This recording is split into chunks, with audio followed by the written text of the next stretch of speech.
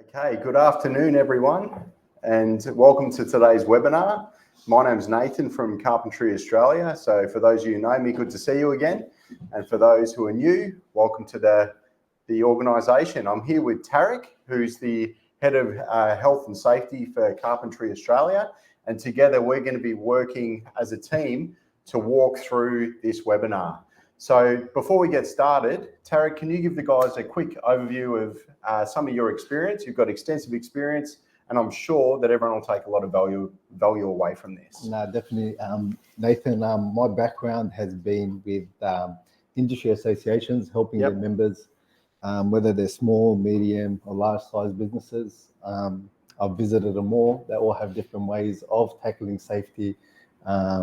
So I've gotten to learn all about different ways of doing the same thing in different ways. So the principles the principles, that's exactly right.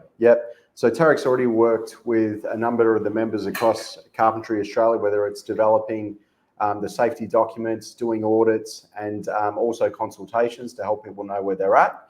But today we're going to be looking at understanding where you're at with your business or with your team, maybe looking at what you're doing well, where there's opportunities for some improvement, identifying some gaps, and essentially having a top level and funneling down to the most important things. So should we get into it, Tarek? That's it. Let's get into it. Let's get cracking. Spacebar, Charlie boy.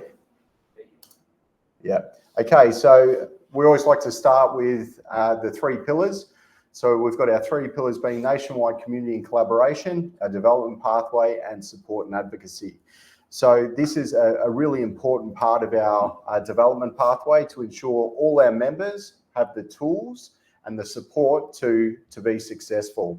A lot of you guys watching and girls watching are very good at running your business and being on the tools, but safety is an absolute fundamental of every business setup, and making sure you've got everything in place to make sure not only you're safe, your team's safe, but also to make sure you're compliant. Okay, so Tarek, the title of this webinar is Safety, It Starts With You. Yeah. So why are we starting with that title? Because basically, as the title says, it starts with you. You are the director of the business, or the person managing, or the person on the field. It starts with you. You need to make safe decisions in the workplace to ensure that you're have a safety. Yeah, keep talking, mate. We're just adjusting some slides for anyone watching. Yeah. So basically, you're the director of the business. You are the one that's going to be changing that safety culture. You're the one that's going to be starting that safety culture. If you're a worker out in the field, it's what you do is within safety is going to basically assist other workers, assist yourself in making sure everyone goes home safe. Yep. And look, the main message is safety. What does it mean for anybody?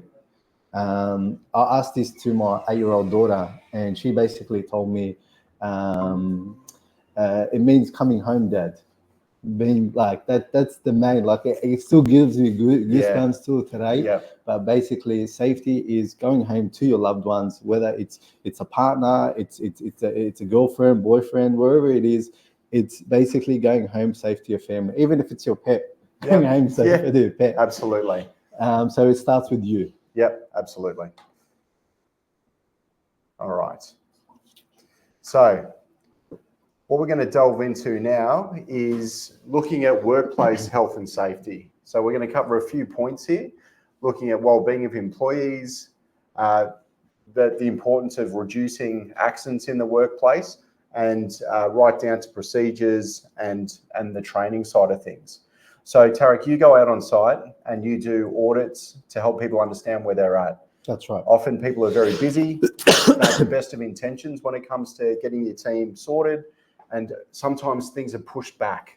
Oh, we got to do this, but we're behind. And look, we usually do this, but we'll catch up with that later.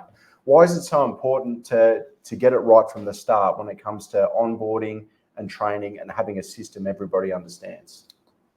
Basically, you just put it in the clearest form. Having a system that everyone understands is the key fundamental of safety. There's no point of having a system that no one knows how to read, or it uses jargon that no one understands. Having a system that's streamlined, easy to understand, allows every worker or every employee do their job correctly, do their job safely, and it, like it says on the slides here, it says it reduces the risk of workplace incidents. Everyone knows what to do, how to do it. Everyone knows, like, I'll give you an example.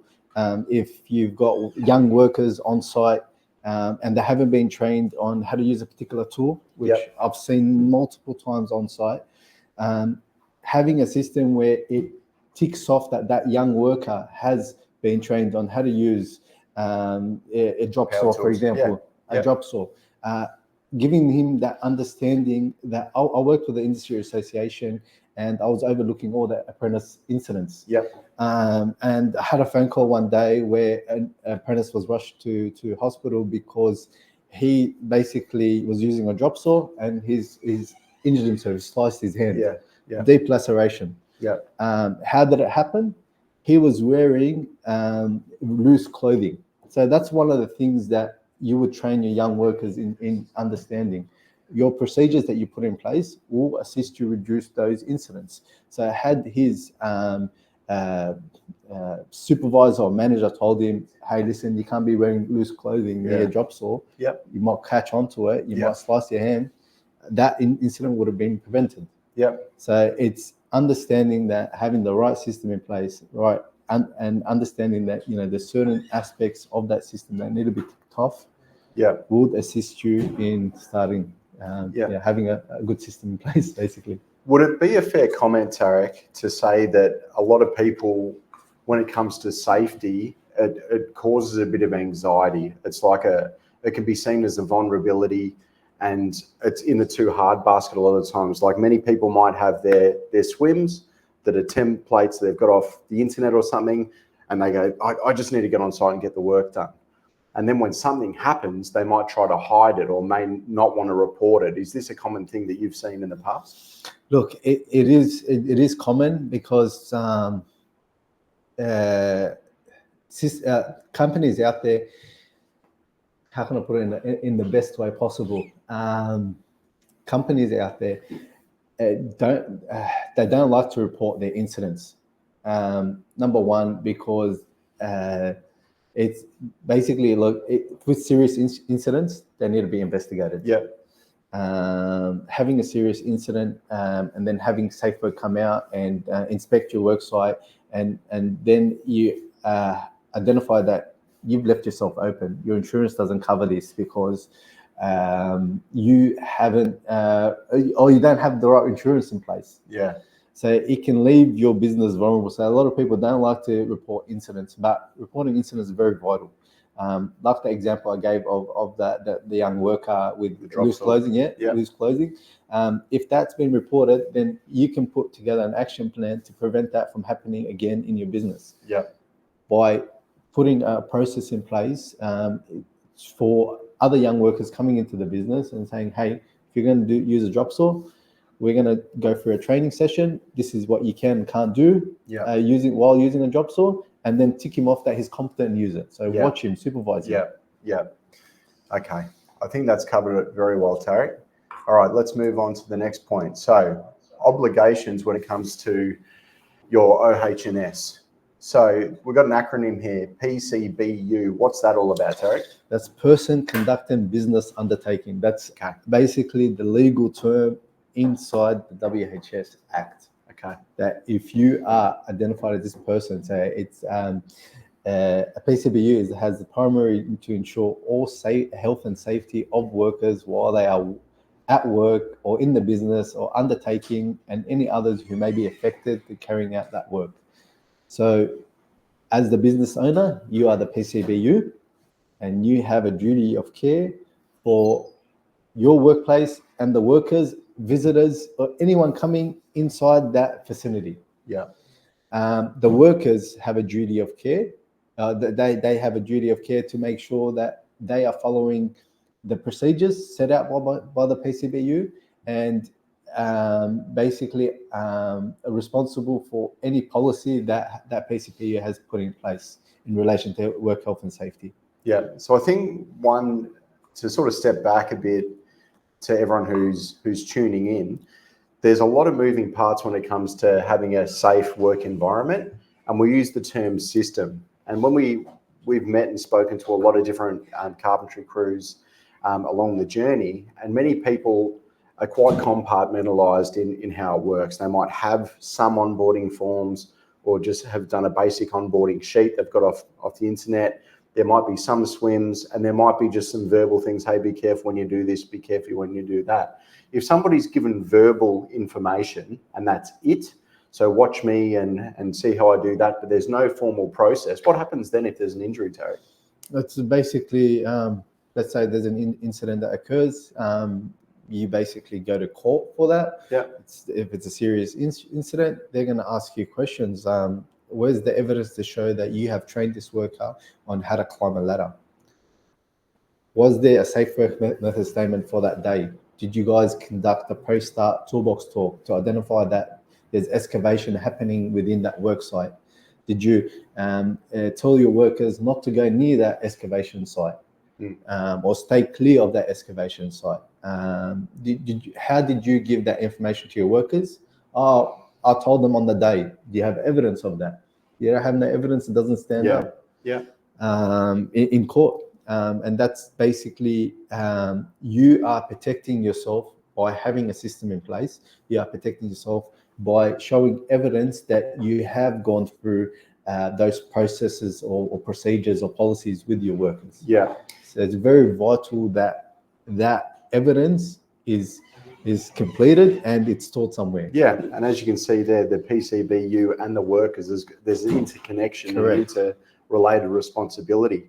And we were talking not long ago, Tarek, we did a post to New South Wales around the laws. The new legislation. Manslaughter legislation. Legislation, sorry, and also the fines. Correct. So what happens there, just to give some context? So basically, the manslaughter laws have been updated in New South Wales. Yep.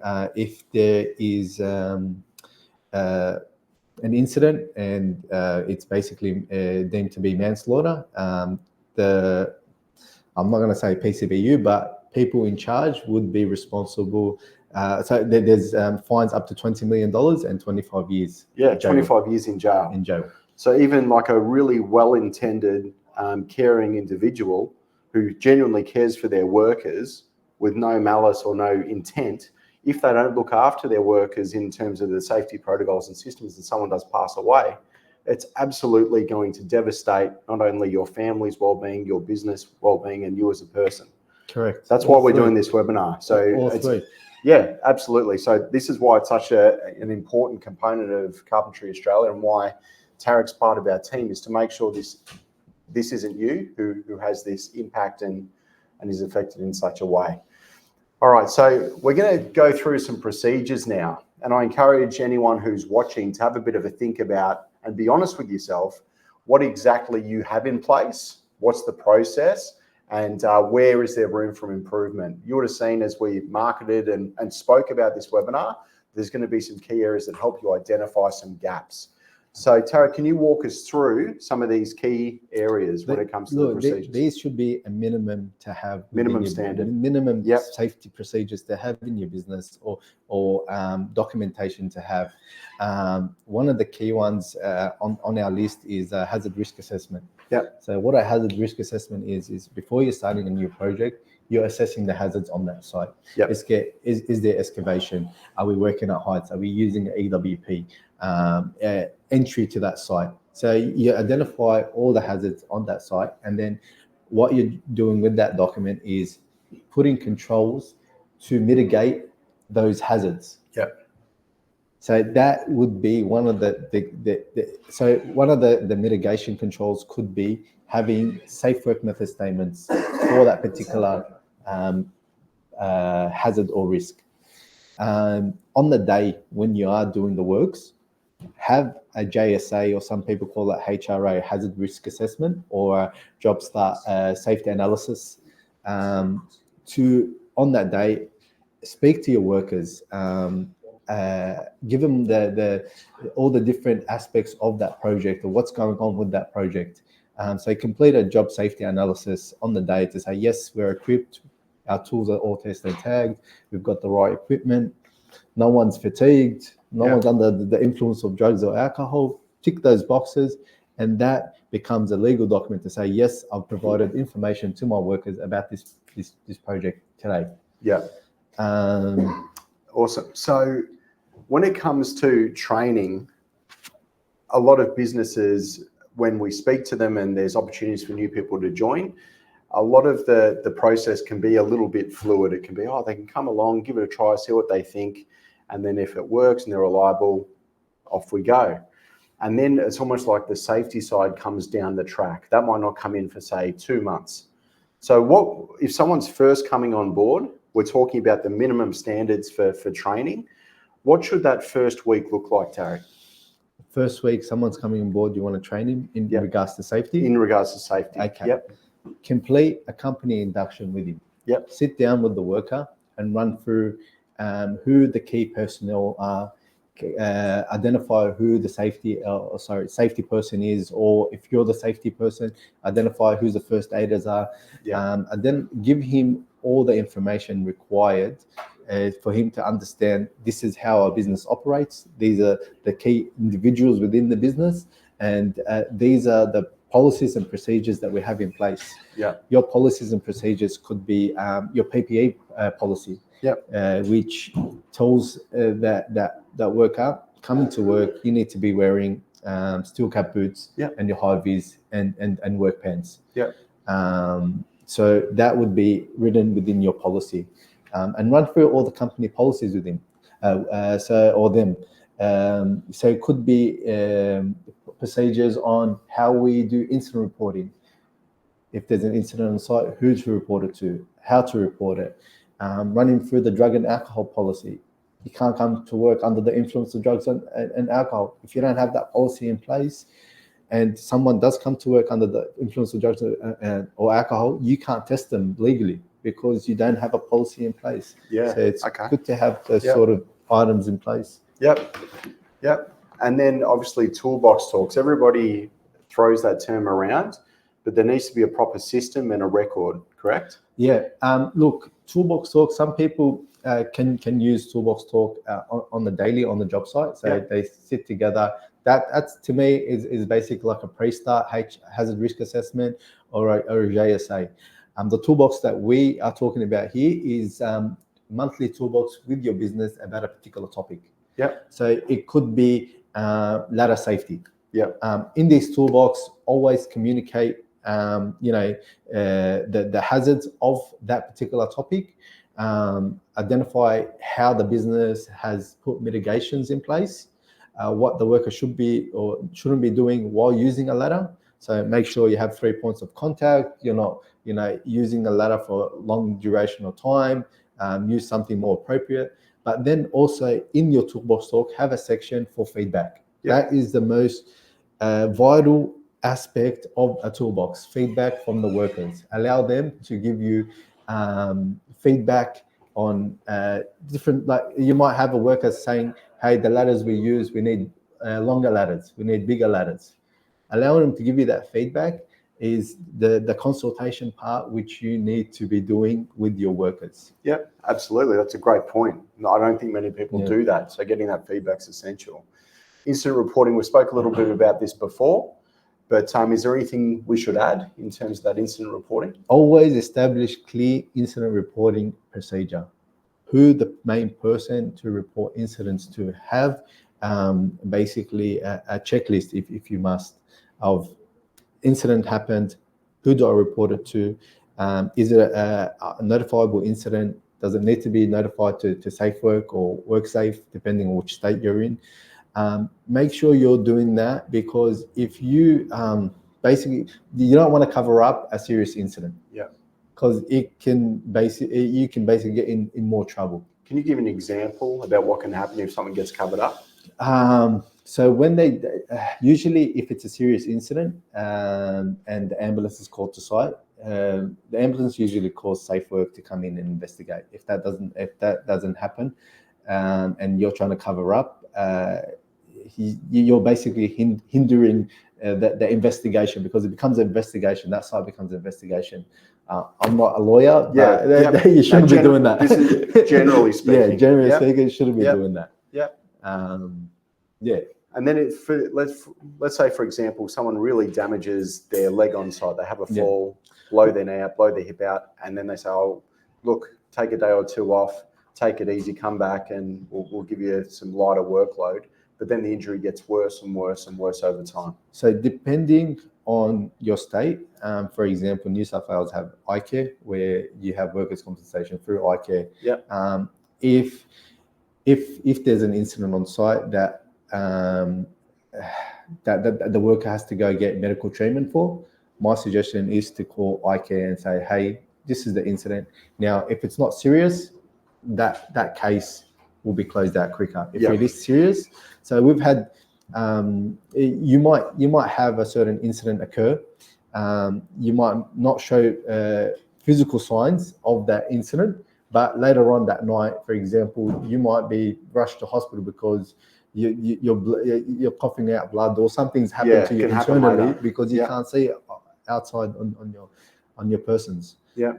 So that in instance, you might, like, if there's an incident on site, make sure you complete an incident report. Make sure you're reporting it. Make sure you report it to your prospective state insurance. Just to make sure that work is covered or yourself is covered. You're covered.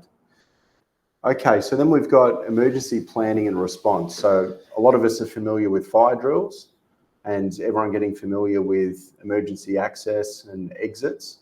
What else do we need to know when it comes to planning and response for emergencies? Look, this part is always overlooked. It's vital to show evidence that you have done some form of emergency training or emergency drill. It's always, people always use fire as an example, but it could be a chemical spill on site. It could be nearby, you're working in a bushfire prone area and there's a bushfire nearby. So having a processes of procedure in place and training your workers on understanding what those procedures are can assist you if there is an emergency that occurs on site, and it keeps everyone safe. Everyone knows what to do. Everyone knows where the muster point is, or where they're all going to be meeting up in case there's an emergency. Everyone knows, if it's a chemical spill, there's a spill kit. That's how we respond to that chemical spill. Okay, so there's lots of different ways to prepare and to plan. Okay. All right, so insurance, knowing what you need when it comes to businesses. There might be people watching this, Tarek, who work on their own. Maybe they've got an apprentice, maybe they're part of a big crew. So what are the different things you should think about when it comes to insurance, and questions you should ask, or things you should be aware of? Look, insurance is very important. Workers' compensation insurance. If you have workers, make sure you have workers' comp. It's vital that you don't want no one wants anyone to get injured on site. If they are injured on site, we want to make sure they're covered and they're getting the right treatment. Medical bills can get costly. So make sure you have workers' compensation for your workers. Public liability insurance. Make sure if you are a business owner and you're basically having contractors come and work for you, make sure they have their own insurances. You don't want them working under your insurance. You want them to be working under theirs. So if any damages happen, you're not liable for those damages, whether it's to property, to persons. So you want to cover yourself in that aspect. But you also, if you're getting public liability insurance, you want to make sure that public liability insurance is correct for your business and what you're doing. So if you are working over, I don't sell insurance, but there's people that can assist you with that. But from my understanding, just make sure that your insurance, you're covered off for the works that you're doing. So I think some insurances, they don't cover you there's special insurances that cover you if you're working above 3 meters. So you make sure what you're doing on site is covered in your insurance. Yep. Professional indemnity insurance, that's basically if you're providing advice or design work. Most of our members probably don't fall into that space. Yep. Yeah. Yep. Okay. And obviously keeping documentation up to date and accessible. Yep. So it all makes sense there. All right. So moving on, contractor management. Contractor management. So if you have contractors, this is a key aspect. A lot of people get people to come do work for them. Yep. So other trades, other carpenters come help them out. You want to make sure that you're collecting their safe work method statements. You want them to be working under their own safe work method statements, not your safe work method statements. Yep. If they are going to be working under your safe work method statements, make sure that they've read it, they've understood it, and they've basically signed off on them. But make sure you're collecting swims from them if you want them to be working under their safe work method statements, which put less onus on you. Yep. Make sure that they have insurance. They have the right insurances in place, and those insurances are in date. Yep. The key one is licenses. Make sure they have the right licenses to carry out the work. There's a situation where I was working for a builder, and they contracted the demolition company to do demolition work. They found asbestos on site, so that contractor asked the demolition company, "Hey, can you remove asbestos?" They're like, "Yeah, definitely, we can do that. We do that work all the time." They removed the asbestos. Safeway get called in. They find out that this demolition company didn't have the license to remove asbestos. Both companies got a fine. Wow. Yeah. Make sure that if you're hiring someone to do that particular work, make sure you're collecting their license. Make sure it's valid. A lot of websites, the government websites, where you can check if someone's license is valid. So if you don't have their physical license, look up their name, find out if they have a valid license for that particular trade. For the works they're performing. Yep. Okay. Great points there, Tarek. All right. So safety data sheets. Electrical safety and equipment. Look, these are all part of starting your safety journey. Make sure we all use chemicals. Yep. You know, even Windex has a safety data sheet.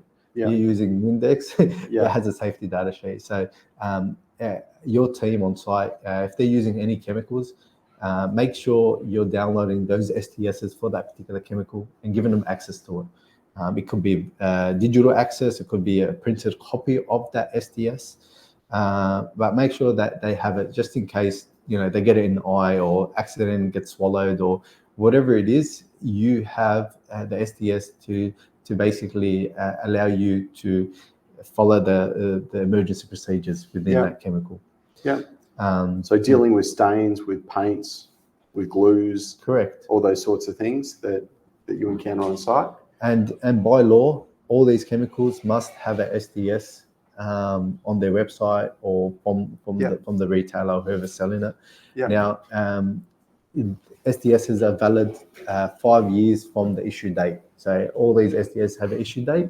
So 5 years from the issue date, that's the validity of the STS. Yeah, perfect.